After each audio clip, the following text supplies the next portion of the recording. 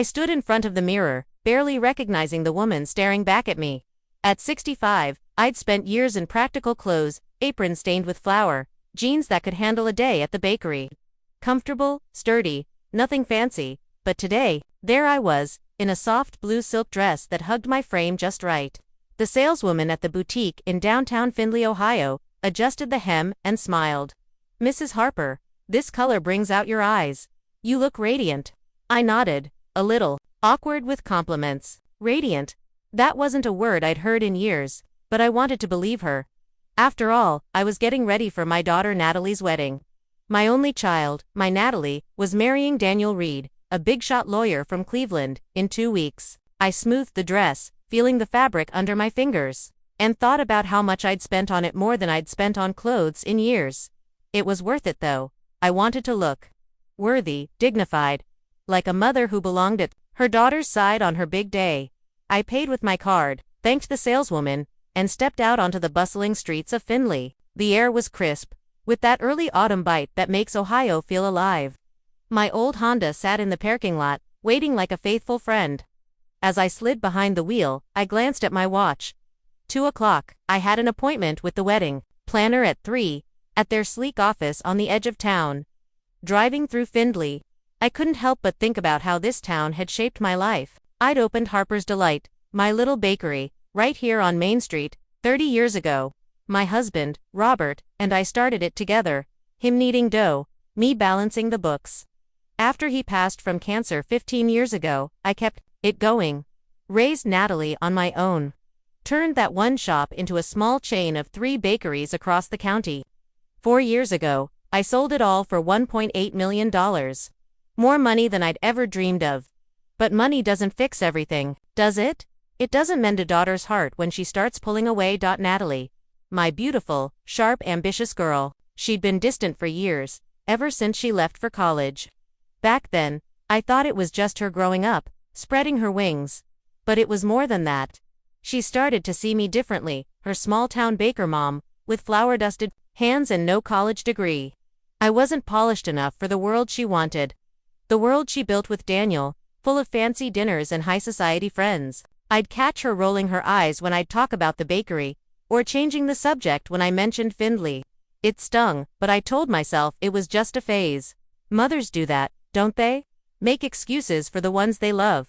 I pulled into the parking lot of Elegant Moments, the wedding planning agency. The office was all glass and white walls, with photos of smiling couples plastered everywhere. A young woman named Lisa greeted me, her voice bright and practiced. "Mrs. Harper, so good to see you. We've got all the paperwork ready, just like you asked." She spread out folders on the table, contracts for the venue, the caterer, the florist, the photographer. A dream wedding at the Grand Oak in Cleveland, plus a 2-week honeymoon in Hawaii. Total cost, $75,000, all paid by me, quietly, through the agency. Lisa tilted her head, her pen hovering over a document. "You're sure you want to keep this confidential? Most parents want everyone to know they're footing the bill." I nodded, firm. "Natalie and Daniel can't know. They think Daniel's family is covering everything." She looked puzzled, but didn't push. I didn't owe her the whole story, but I felt the weight of it anyway. Natalie wouldn't take a dime from me directly. She'd said it would undermine her in front of Daniel, make her look like she couldn't stand on her own. I understood pride, but it hurt. After Robert died, I'd poured everything into raising her. Paid for her college, her first apartment, her car. When she got divorced from her first husband, I covered the lawyer's fees. And when she needed a fresh start, I wrote checks without a second thought. But over the years, she'd grown. Ashamed of me, my simple life, my small-town ways. When I sold the bakery chain, her calls got more frequent, her visits more regular. But it wasn't me she was interested in. It was the money. "Everything's set, Mrs. Harper," Lisa said, sliding the final contract toward me. "The Grand Oak is booked, catering's confirmed, and the honeymoon flights are secured. You're sure about the no-refunded policy if you cancel within a week?" "I'm sure," I said, signing my name. "No one's canceling this wedding." Oh, how wrong I was.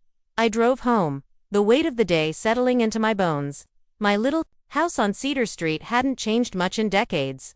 White clapboard, a porch with a creaky swing, a garden I tended when I had the time. Inside, it was quiet, Too quiet sometimes. I set the bag with the dress on the couch and poured myself a cup of tea. On the mantel, there was a photo of Natalie at 5, her face smeared with frosting as we laughed in the bakery kitchen, her dark curls, her bright eyes so much like her mother's. Not me. Her real mother, Clara.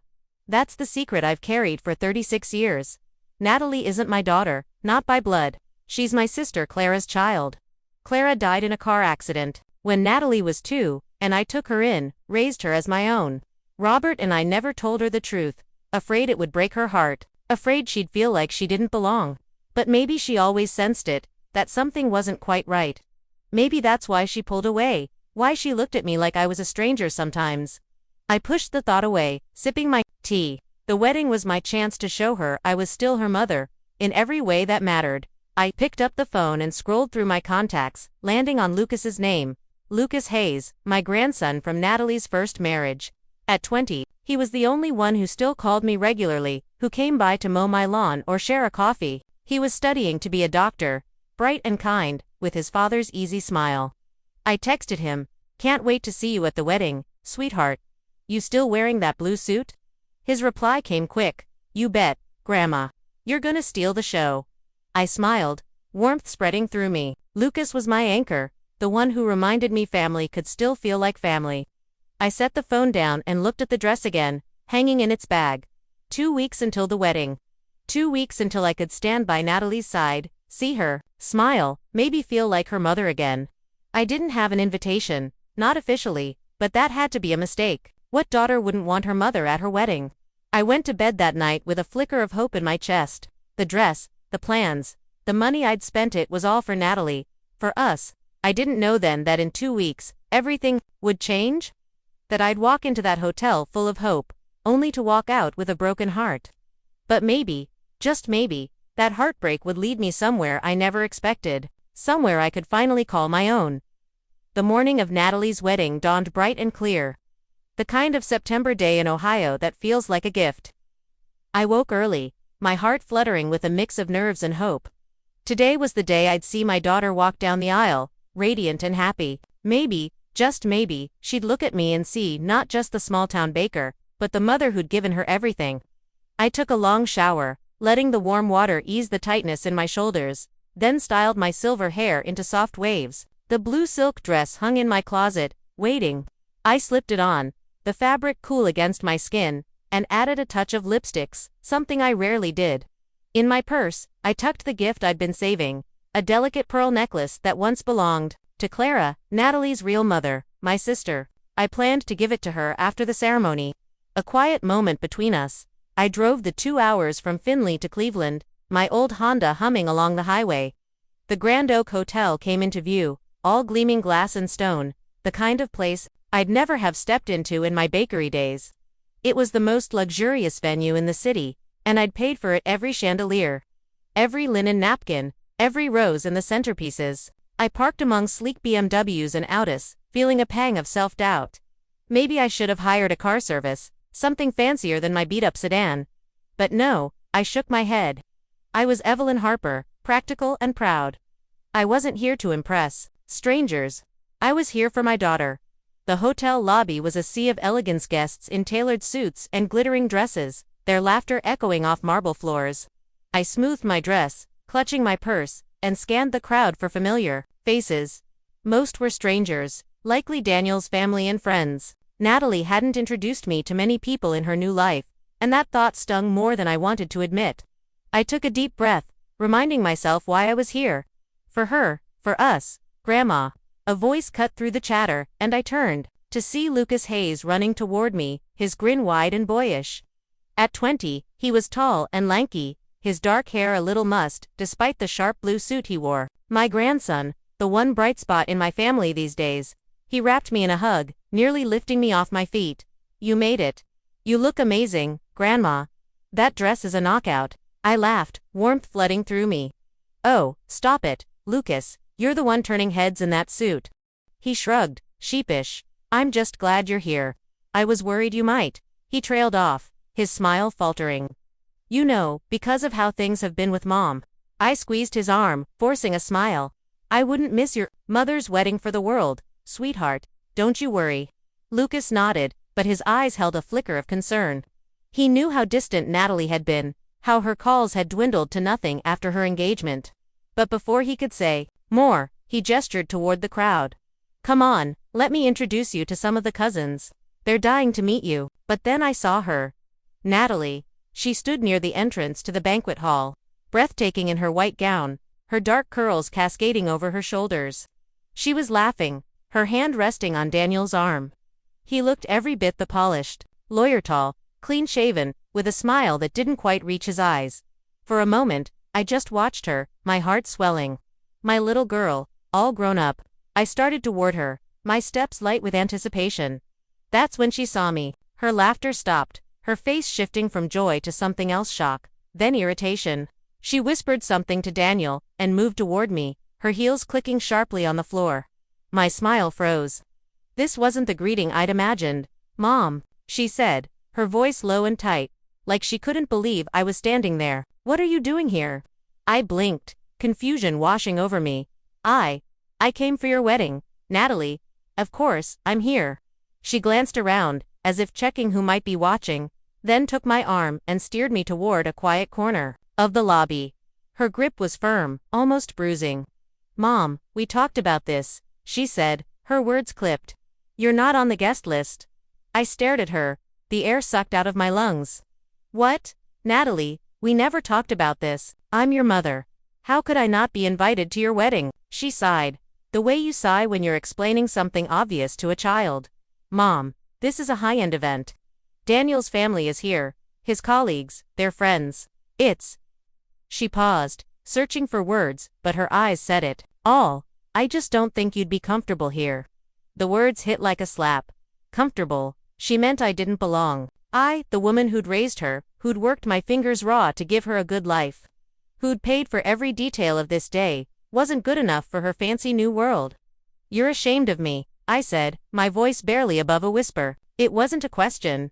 "No, that's not it," she said quickly, but her eyes darted away. "It's just, Daniel's parents have put so much into this. They expect a certain kind of event. You'd stick out, Mom. You don't understand their world." I felt a lump rise in my throat, but I swallowed it down. "Stick out, Natalie. I'm your mother. I don't need to understand their world to be here for you." She crossed her arms, her face hardening. "Mom, please, don't make this harder than it has to be. We'll have a family dinner after the honeymoon, just us, but today, I'm asking you to go." I stood there, frozen, as the lobby buzzed. Around us, guests sipped champagne, oblivious to the way my world was cracking apart. Then Daniel approached, his smile practiced and smooth. "Everything okay, darling?" he asked Natalie, barely glancing at me. "Yes," she said, her voice bright again, like flipping a switch. "Mom was just leaving." Daniel turned to me, his expression polite but cold. "Mrs. Harper, I'm so sorry you couldn't stay for the ceremony. Maybe we'll catch up another time." His words were rehearsed, dismissing me like I was a stranger who'd wandered in by mistake. I looked at Natalie, waiting for her to say something, anything, to take it back, to tell me she didn't mean it. But she just stood there, her eyes fixed on the floor, avoiding mine. "I'm sorry, Mom," she said quietly. "You weren't invited. Please, just go." The tears came then, hot and sudden, but I blinked them away. I wouldn't cry here, not in front of them. Not in front of the daughter who'd just thrown me out of her life. Lucas appeared at my side, his face flushed with anger. "Mom, what the hell? You can't do this to Grandma. She's your mother." "It's okay, Lucas," I said, my voice steadier than I felt. I touched his cheek, forcing a smile. "You enjoy the day, sweetheart. Call me tomorrow." I reached into my purse and pulled out the small velvet box with Clara's pearl necklace. "Give this to your mother later," I whispered, pressing it into his hand. "Tell her it's from me." Lucas's eyes glistened, but he nodded. "Grandma, I'm so sorry. You don't deserve this." I squeezed his hand, then turned and walked toward the exit. The stares of strangers followed me, curious, pitying. I wondered what they'd been told about me, if anything at all. Did they know the groom's mother-in-law had been banned from her own daughter's wedding? I stepped outside, the cool air hitting my face like a wake-up call. The sun still shone, but it felt dimmer, colder. I made it to my car, my legs stiff, and slid behind the wheel. For a long moment, I just sat there, staring at the hotel's glittering facade. I'd spent years making excuses for Natalie. Her distance, her sharp words, her shame. I'd told myself it was my fault. Maybe I wasn't educated enough, worldly enough. Maybe if I'd been more like Daniel's mother. With her designer dresses and Ivy League degree, Natalie would have loved me better. But today, something broke inside me. I wasn't just her mother. I was the woman who'd paid for this day, who'd given her everything. Only to be told I didn't belong. I opened my purse and pulled out the wedding planner's contract. The one I'd signed 2 weeks ago. $75,000. All from my account. For a wedding I wasn't welcome at. My hands trembled as I started the car. The drive back to Findlay stretched ahead, long and empty. Natalie's words echoed in my head. You weren't invited. Please, just go. I didn't know it then, but those words would change everything. They'd push me to a decision I never thought I'd make. A decision that would tear her perfect day apart and maybe, just maybe, set me free. The drive back to Findlay felt like it lasted a lifetime. My hands gripped the steering wheel, knuckles white, as Natalie's words looped in my mind like a broken record. You weren't invited. Please, just go. I could still see her face, so beautiful in that white gown, but so cold, like I was a stranger who'd wandered into her perfect world. The Grand Oak Hotel faded in my rearview mirror, its lights blurring through the tears I refused to let fall. I'd spent $75,000 to make her day unforgettable, and she'd sent me away like I was nothing. I pulled into my driveway on Cedar Street, the familiar sight of my little house doing nothing to ease the ache in my chest. The porch swing creaked in the evening breeze, and the garden I'd tended for years looked gray under the streetlights. Inside, the house was too quiet, the kind of quiet that presses against you. I kicked off my heels, the blue silk dress feeling heavy now, like a costume I had no business wearing. I sank onto the couch, staring at the purse I'd dropped on the coffee table. Inside was the contract from Elegant Moments, the wedding planner's agency. Pages and pages of details, catering, flowers, photography, the honeymoon in Hawaii, all paid for by me. All for a daughter who didn't want me there. I don't know how long I sat there, the clock ticking on the mantel, maybe 10 minutes, maybe an hour. My phone buzzed, snapping me out of the fog. A text from Lucas. Grandma, I'm so sorry. Mom was way out of line. I gave her the necklace. She didn't say much, but I know she's keeping it. Call me if you need me. I smiled faintly, my heart softening at Lucas's words. He was the one good thing left in this mess, the one who saw me for who I was, not who I wasn't. But his message couldn't erase the pain of Natalie's rejection. I opened my purse and pulled out the contract, flipping through it. $75,000. For a wedding I wasn't welcome at. For a daughter who was ashamed of me. Something shifted inside me then, not anger, not exactly, but a clarity I hadn't felt in years. I'd spent my life giving Natalie everything, hoping one day she'd see me as more than her small-town, uneducated mother. But she never would, not unless I made her see. I picked up my phone and dialed the bank. It was late, but my account manager, Karen, always took my calls. I'd been a good customer since the bakery sale, with $1.8 million tucked away in investments. Evelyn, is everything okay? Karen's voice was warm but concerned. It's a bit late for you. I'm fine, Karen, I lied, my voice steady. I need to cancel some payments. The ones for my daughter's wedding. They're scheduled to go through tomorrow.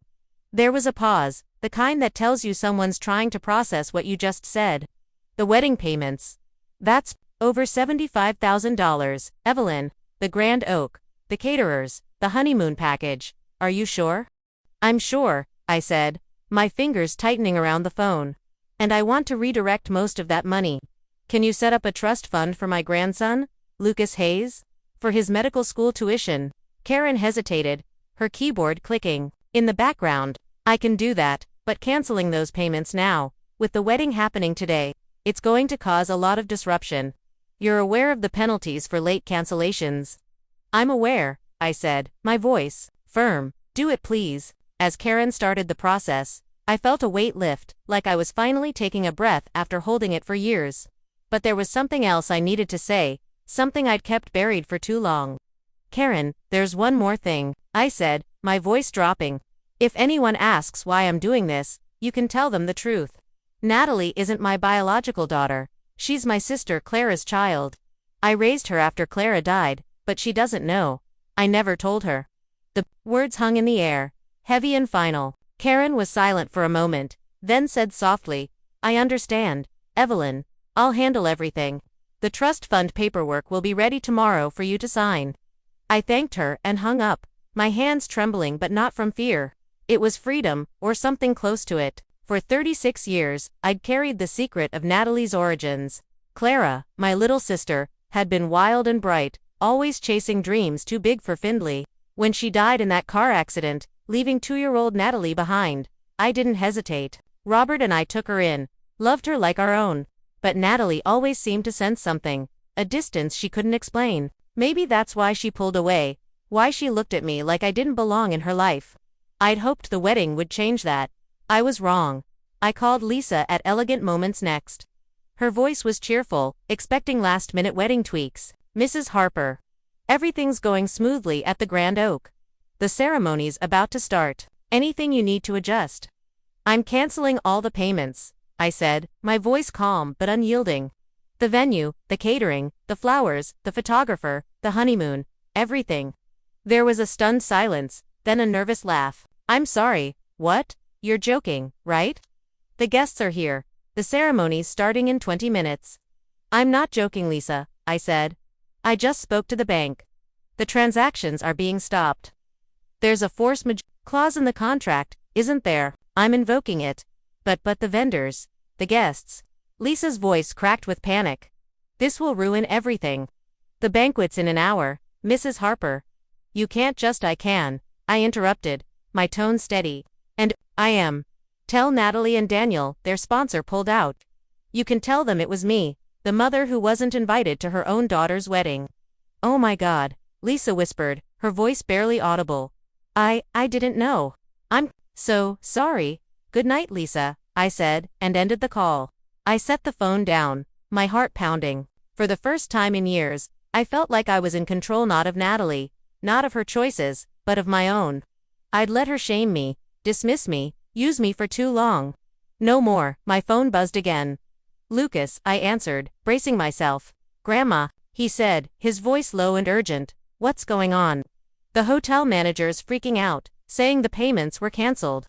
They're taking down the flowers, packing up the food. Mom's losing it. I closed my eyes, picturing the chaos. At the Grand Oak, the crystal chandeliers, the white tablecloths, the guests in their fine suits all crumbling because of me. I canceled the payments, Lucas, I said softly. I'm sorry you're caught in the middle. Why? He asked, not accusing, just confused. You paid for everything, didn't you? Why would you do this? Because your mother told me I wasn't welcome, I said, my voice breaking just a little. She said I didn't fit in her world. I can't keep giving to someone who throws me away. There was a long pause, then Lucas's voice, quieter now. Grandma, there's something you need to know. I told Mom about the necklace. I didn't mean to, but I let it slip that it was from her real mother, Clara. She's freaking out, asking what I meant. I think she's starting to piece it together. My breath caught. I'd told Lucas about Clara a year ago, when he asked why Natalie and I were so distant. I'd sworn him to secrecy, but in the heat of the moment, he'd let it slip. Oh, Lucas, I whispered. What did she say? She's angry, but also confused, he said. She's yelling at Daniel, at the hotel staff, at everyone. But I saw her holding the necklace, Grandma. She didn't throw it away. I think she's starting to wonder. I leaned back on the couch, my mind racing. The secret I'd kept for 36 years was out, and I hadn't even been the one to tell it. Part of me felt guilty, like I'd betrayed Natalie by letting the truth slip, but another part felt relieved. Maybe this was the push we both needed, even if it hurt. Grandma, it's a mess here, Lucas continued. The guests are leaving. The caterers are packing up. Mom's screaming at Daniel, saying he should have handled the payments. His parents are mortified. They thought they were covering everything. I could imagine it, the elegant banquet hall unraveling, Natalie's perfect day falling apart. I felt a pang of regret for Lucas, for the guests, but not for Natalie. Not anymore. I'm sorry you're seeing this, sweetheart, I said. But your mother made her choice when she sent me away. Just stay safe, okay? Call me later. I will, he said, his voice heavy. I love you, Grandma. I love you too, I said, and hung up. The house was silent again, but it didn't feel oppressive anymore. It felt like a space I could claim as my own. I looked at the contract on the coffee table, now just a piece of paper, and felt a strange calm. I'd done something I never thought I could. I'd said no to Natalie. And in doing so, I'd said yes to myself. My phone buzzed again, Natalie's name on the screen. I stared at it, watching it ring, then go silent. A voicemail popped up, but I didn't listen. Not yet. I wasn't ready to hear her anger, her accusations. I needed this moment, this quiet, to hold on to the decision I'd made. The wedding was collapsing, and with it, the illusion that I could ever be the mother Natalie wanted. But maybe, just maybe, I could be the woman I wanted to be. The morning after the wedding, I woke to a pounding on my front door, so loud it rattled the windows. I glanced at the clock, 6:45 a.m., too early for visitors. But I knew who it was before I even got out of bed. Natalie. I'd ignored her calls and voicemail last night, needing the quiet to hold on to the decision I'd made, canceling the $75,000 wedding payments. Redirecting most of it to a trust fund for Lucas. It felt right. Like I'd finally stood up for myself after years of letting her walk over me. But I knew this moment was coming. She'd want answers, and maybe, deep down, I wanted to give them. I pulled on my robe, my heart steady, despite the noise. The pounding grew frantic, and I heard her voice, sharp and raw. Mom.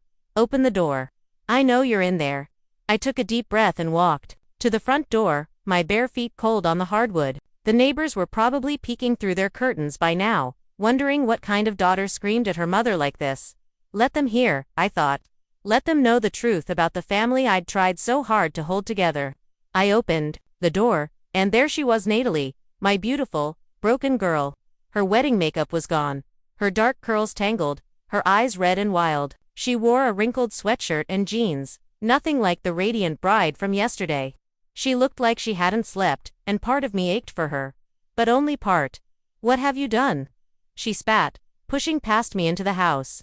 Her voice cracked, a mix of fury and desperation. You ruined my wedding, my marriage, my life.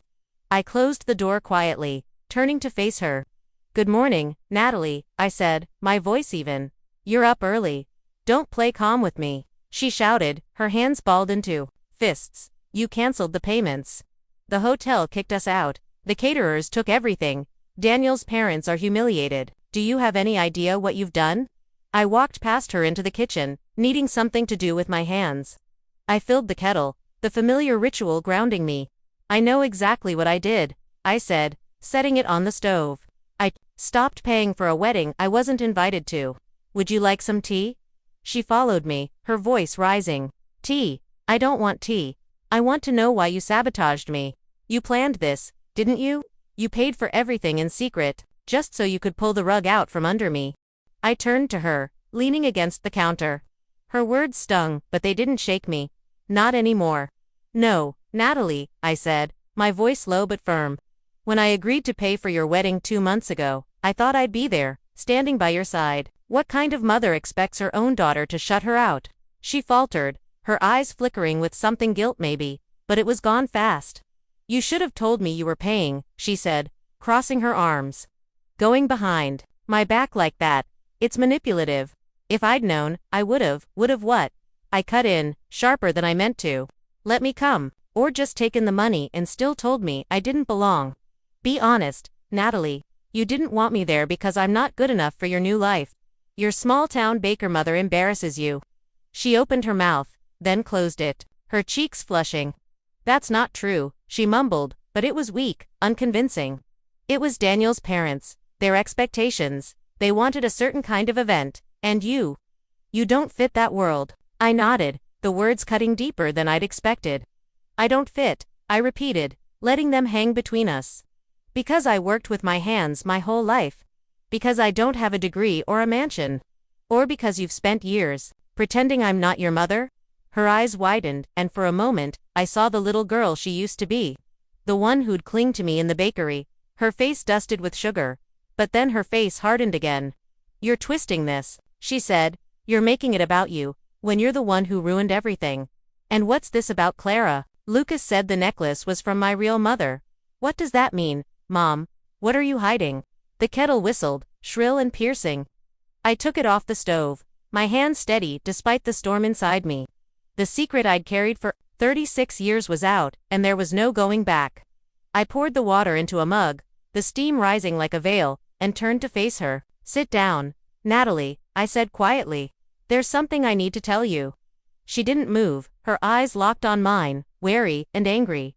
"Just say it," she snapped. "What's the big secret?" I set the mug down and looked at her, really looked at her. Those dark curls, those bright eyes so much like Clara's. "You're not my biological daughter," I said, my voice soft but clear.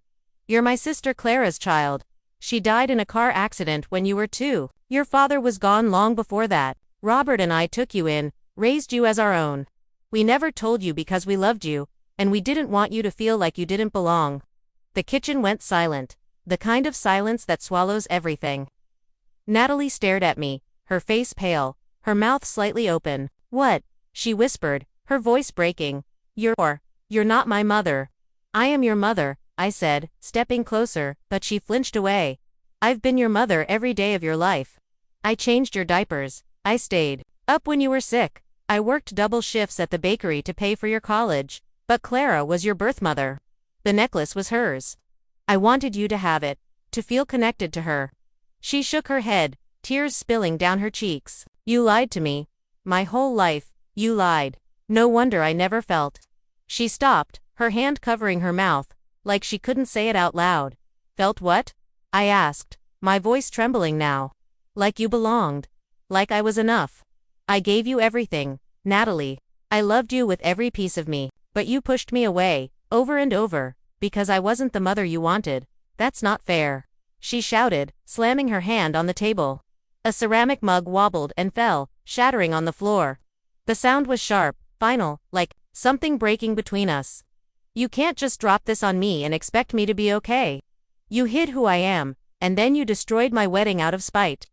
"I canceled the payments because you told me to leave," I said, my voice rising. "Despite myself, you stood there in your perfect dress, with your perfect groom, and told me I didn't belong. After everything I've done for you, your education, your apartment, your fresh starts, I deserved better than that." She laughed, a bitter, jagged sound.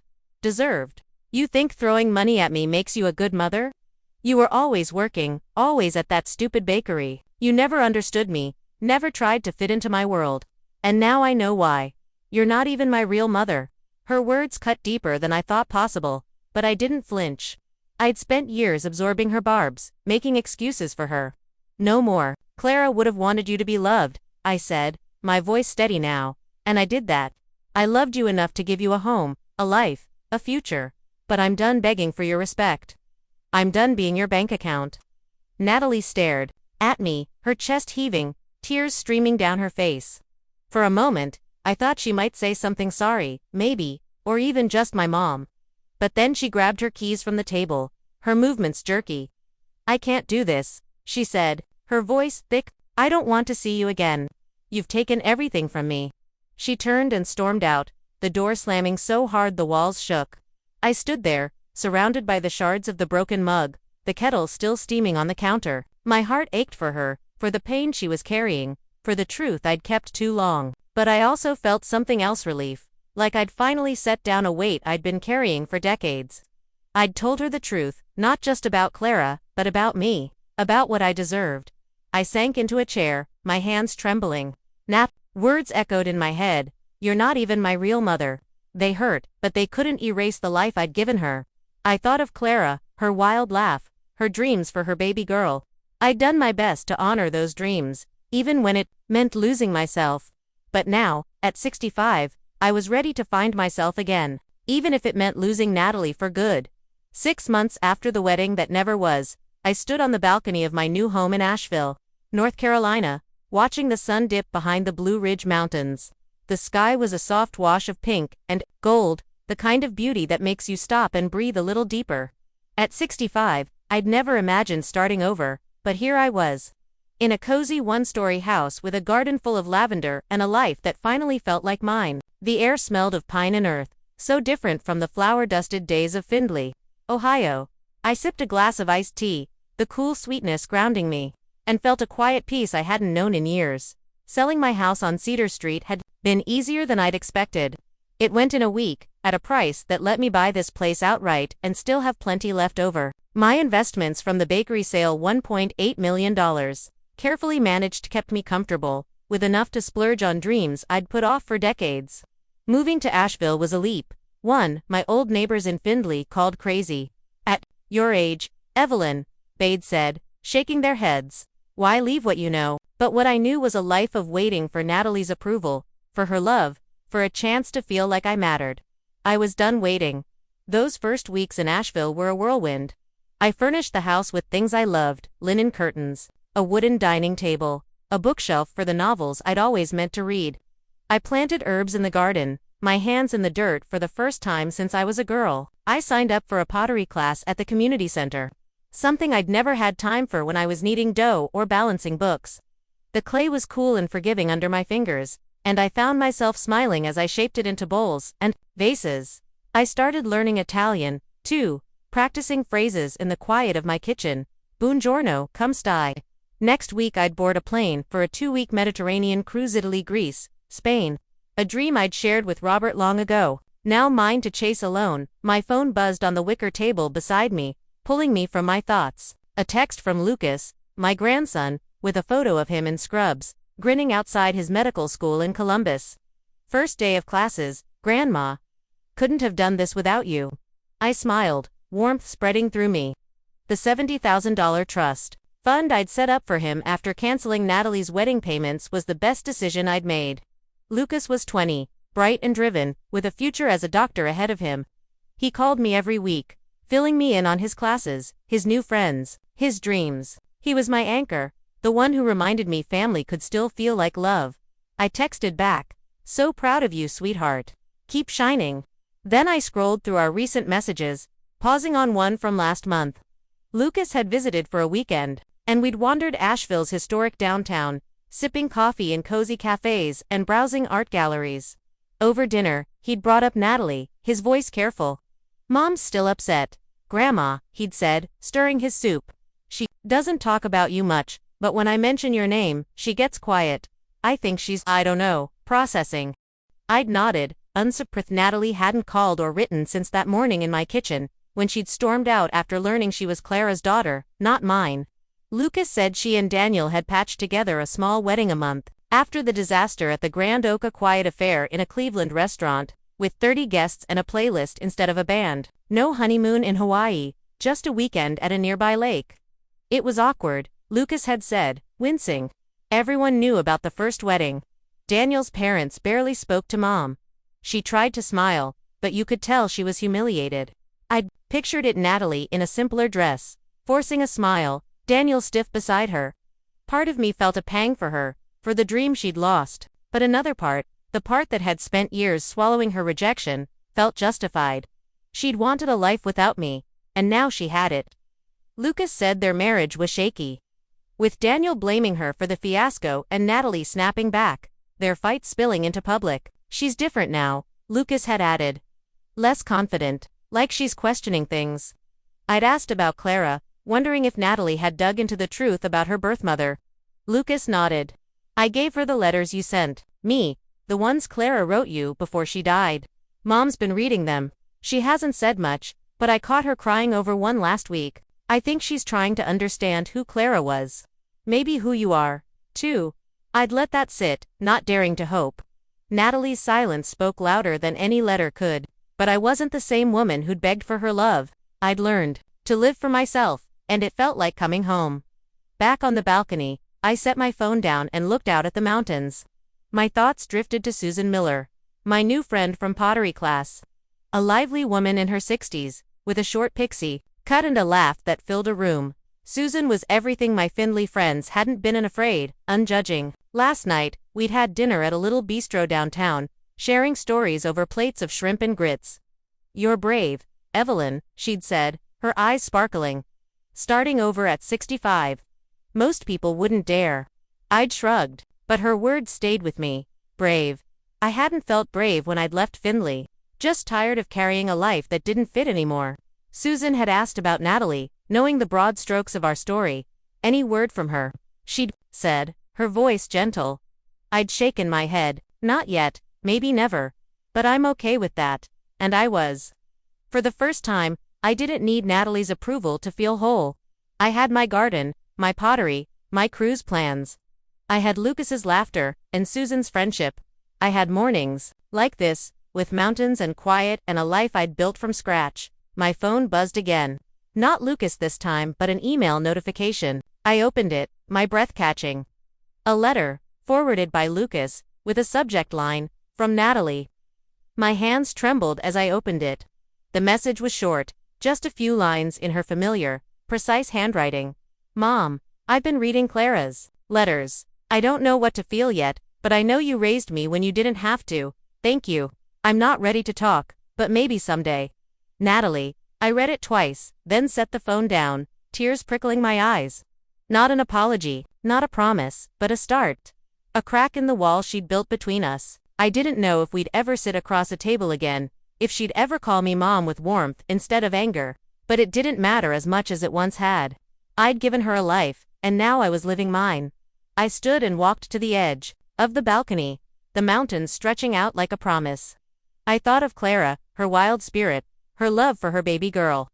I thought of Robert, his steady hand in mine as we raised Natalie together. I thought of the woman I'd been, Evelyn Harper, the baker, the mother, the one who'd waited too long to live. And I thought of the woman I was now, standing here, free. Looking back, I see now that love doesn't mean losing yourself. I spent years pouring my heart into Natalie, thinking if I gave enough, she'd love me back the way I wanted. But real love starts with you. It's setting boundaries, even when it hurts. It's choosing yourself when others won't. At 65, I learned it's never too late to start over, to chase dreams you buried, to build a life that's yours. If you're listening, and you're carrying a hurt that feels too heavy, let it go. Not for them, but for you. Because you deserve a life as wide and open as these mountains, and it's waiting for you to claim it.